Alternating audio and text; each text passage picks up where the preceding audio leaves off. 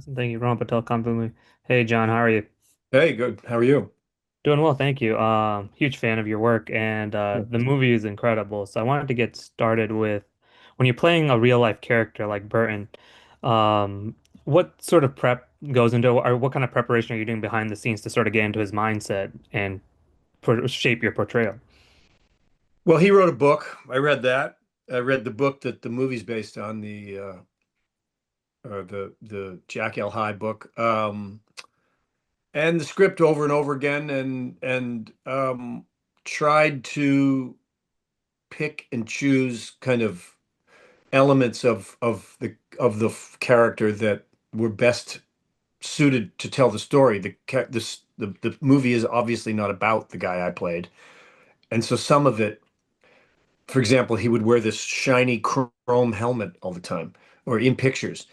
And I thought, well, if we do that, it's just gonna there's no time to explain that choice. So we left that out. But just trying to find a way for the character as written to contribute to the telling of the story.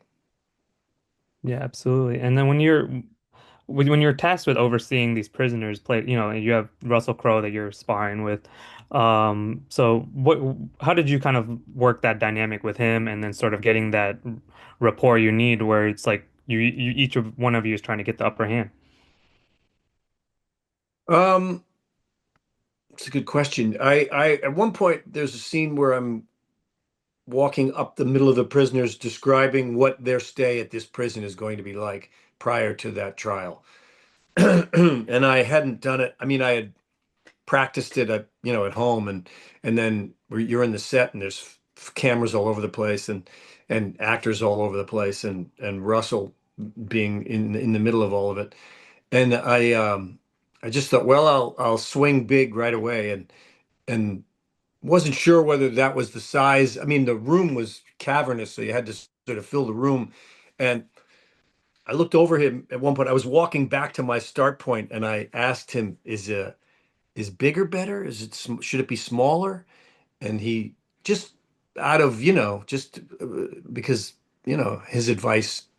I sought his advice, and he said, "No, do it. You keep doing it the way you're doing it. Bigger is better."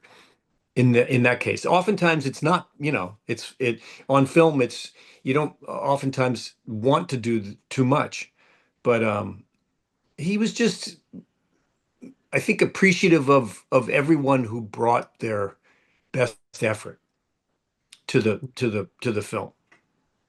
Yeah, yeah, absolutely. And then this movie, as much as it's a courtroom drama in the second act or second half, it's also a story sort of about accountability. So it's like, what do you ex once people are able to see this film, it's like, what are you hoping that people can take away from this as, the current what's going on currently? Well, I mean, the relevance is obvious. I mean, it's the question of the nature of evil, and is it quantifiable, and what's the difference between someone who would allow this to happen, participate in its happening? Were they following orders, or were they not? I mean, these are all questions that had to be asked before the trial took place. So, I mean, as I said, it's relevant. It couldn't be more relevant to right now. And I think you ask yourself, what would I do in that person's place, and what am I doing now? You know, Yeah, it, yeah.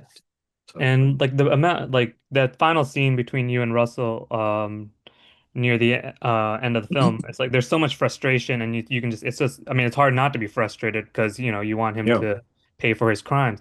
So, Right. did you get any different sort of perspective on what he must have been going through reading his book, just reading the script, or was it, or and then did that frustration sort of boil over into even like if it's been 80 years, give or take? Um, I actually went to in anticipation of that scene and the other scenes, when I had a week off, we were shooting it in Budapest, and I didn't, I have probably the same perspective a lot of people have. I wasn't there. I haven't.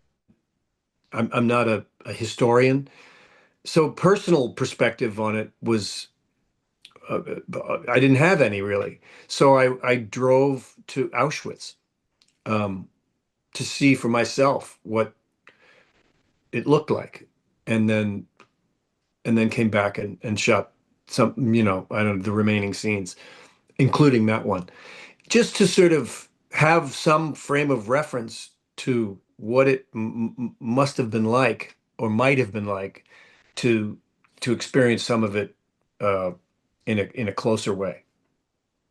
Yeah. So, and when you did an incredible job in the movie, and thank you so much for your time, John. I really appreciate it. I'm also from Boston, so I'm a huge Red Sox fan too. So I Go wanted to, Pats, baby. yeah, I love Are it. you a Blue Jays guy or a Dodgers? What do you think? I'm rooting for the Blue Jays right now, Me but too. Me yeah, too. but hopefully Roman Anthony and those guys can get us back there next year. I know. I Yeah, know. That was a and bummer. I'm loving Drake May right now though. Me too. Yeah. Right But on. thank you so. All right, Oh, man. sorry. Go ahead. See you. No. Thank you. No, thank you so much. I appreciate it. Bye.